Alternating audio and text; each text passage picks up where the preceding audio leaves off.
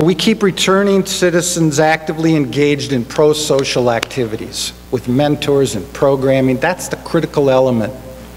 We have a learning site right now, and people that have come out, we've discovered that within 55 days, that's about the time frame when they've committed a new serious violation.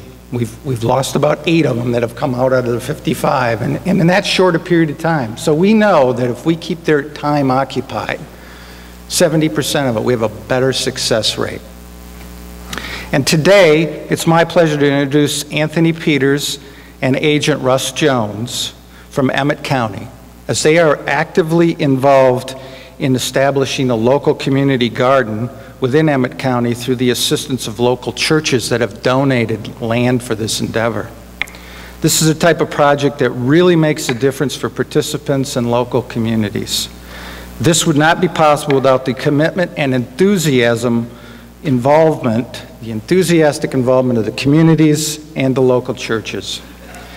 Please join me in welcoming these key players, and I'd like to also introduce Jack Adams, who's a returning citizen that's been involved in this whole initiative in Emmet County, and they would like to come up and talk a little bit about this initiative and explain it to you.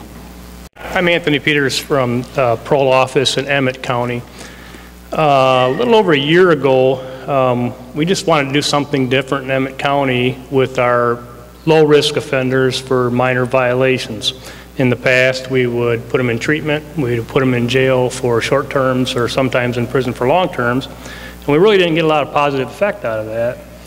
And we just thought, what can we do that the offender would have some sanction, some accountability, and also give something back to the community? So we came up with the garden idea. We approached a group of local churches, because most churches have property in every county, and to our surprise, every church almost was willing to give us a small piece of property or a large piece of property. As it turned out, last year we had to turn churches down. We had too many churches offering us too much land. We couldn't accommodate them all. This year, we're doing the same things. We've approached the gardens again, the churches again. They've given us more land. We are cooperating with our local Office of Community Corrections, our local court, our local Sheriff's Department, and with the MPRI program itself for funding. Last year, we were able to place, I'm not sure the exact number, but we started off with just violation people. We ended up servicing a lot of community service as well. We produced somewhere in the neighborhood of 3,000 pounds of produce, which was given to local food pantries. The parole budget alone for our office, we saved right around $3,000 from our jail bill. This year we're going to be able to offer the same programs, and we're tied into a mentoring program through our local churches, and that's where Russ Jones comes in. His background is in the prison ministries, so it was very easy for him to reach out to the local churches and connect with them. Some people might ask why I chose the career path I did. I started out as a 20-year pastor, and I went into the chaplaincy and then jumped over to parole and probation. That's a little bit of a jump, especially from some of my co-workers. They said, how'd you make that jump? Well, to say that is to say we're in the front lines. We're where the rubber meets the road. These people are coming back into our community, and what better place to be able to help them. In doing that, and as Anthony was saying, we reached out to the churches and asked them would they be willing to help. And last year we had 5 churches that donated the property, and we had such a positive response about that in the garden project that we decided this year to expand that. We're now running year-round, and the churches are, I just met with them last week, they're providing mentors. We had a training time. As you've heard in the testimonies and through various speakers, the key is to help our people when they come out to see that they have to make a change in their life. They need a positive influence in their life. And what better place to go than to the people in the community where they're living. One of the churches just contacted me this morning, and they're looking for some people to come up and work with them to help them with some projects there on the grounds, to clean windows, to rake, to prepare the garden plot. All of that gives an opportunity for new relationships to be built, for new ideas, for guys that have been locked up or had negative influences in their lives, now to have a positive influence in their life, and to see that there is a different way to make a decision. There's a better way to do things, and that's the benefit of this mentoring program is it has a long-term effect, and it truly is changing lives. On report day now, I have parolees and probationers that actually are coming in and asking, when are we going to get going on this? When are we going to get a chance to get out there and get into the gardens and to be able to do these projects that they know are coming? We've been telling them that it's coming, and they're actually excited about it. They're looking forward to that change in their lives. It's a significant part of who they want to become in their future, and they now see ways that that's going to be able to be accomplished for them. So we're very excited about what the future holds, and the mentors.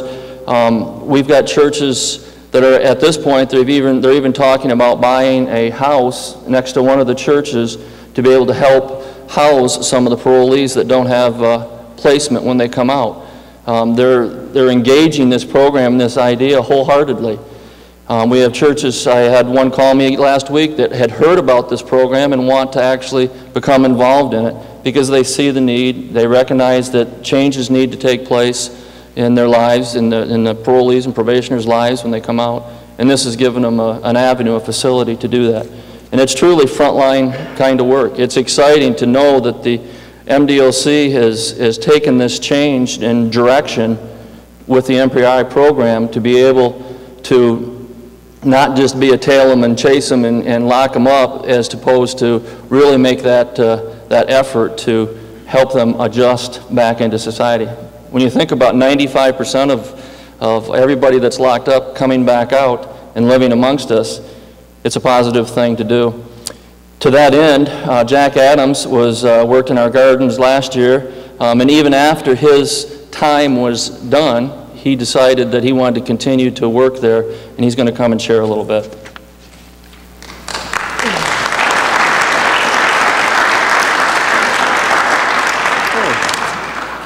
As Russ said, this is Jack Adams. He, last year, I think it's okay to say this, he owed us some community service money in lieu of electronic monitoring program, and Jack was unemployed at that time, so he worked in our garden.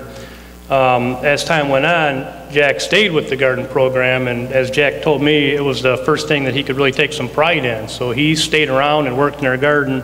He became, even after he worked his debt off to us, he stayed in the garden and reported on a daily basis whether the garden needed watering, needed fertilizer, things needed to be harvested. So Jack was instrumental in the success of our garden last year, and they wanted to give him the certificate of acknowledgement.